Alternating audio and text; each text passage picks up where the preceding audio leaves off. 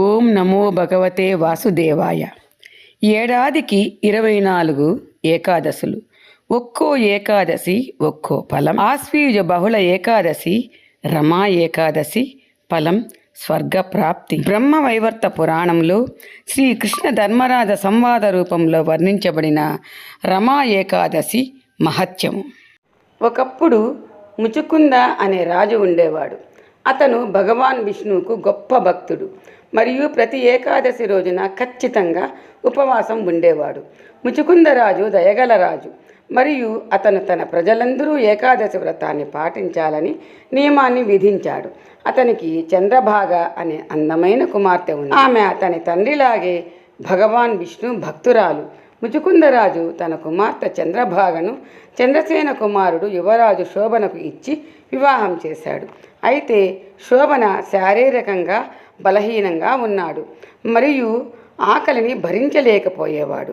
వివాహం తర్వాత శోభన తన మామగారి రాజ్యాన్ని సందర్శించినప్పుడు అది రమా ఏకాదశి. చంద్రభాగ తన భర్త బలహీనమైన శరీరాన్ని కలిగి ఉన్నాడని మరియు పగలు రాత్రి మొత్తం ఉపవాసం ఉండలేడని తెలిసి అతనికి రమా ఏకాదశి రోజున వేరే నగరానికి వెళ్ళి తరువాత తిరిగి రావడానికి లేదా రమా ఏకాదశి వ్రతాన్ని ఆచరించడానికి గొప్ప అవకాశాన్ని ఇచ్చింది.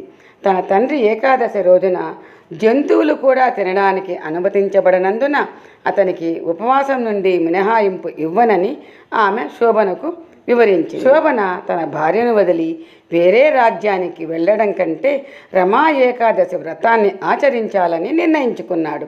తన విధితో పాటు వెళ్ళడానికి అతను సిద్ధంగా ఉన్నానని చెప్పాడు. రమా ఏకాదశి రోజు గడిచే కొద్దీ శోభనకు ఆకలిని తట్టుకోవడం కష్టమైంది. కానీ శోభనుడు చాలా నిస్సహాయంగా ఉన్నాడు.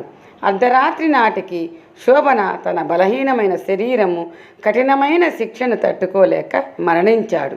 రమా ఏకాదశి వ్రతాన్ని ఆచరిస్తూ మరణించినందున స్వర్గలోకాలలో యువరాజు శోభనకు మందరాచల పర్వతంపై రాజ్యం ఇవ్వబడింది మరియు వ్రతం యొక్క పుణ్యాలను కూడబెట్టుకున్నాడు.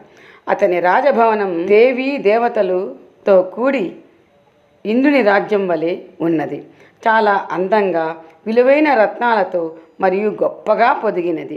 అతను తన సింహాసనంపై కూర్చున్నప్పుడు గంధర్వులు అప్సరసులు సేవించేవారు. ముచుకుందరాజు రాజ్యం నుండి వచ్చిన ఒక బ్రాహ్మణుడు. సశేషం 2వ భాగం కొనసాగింపు.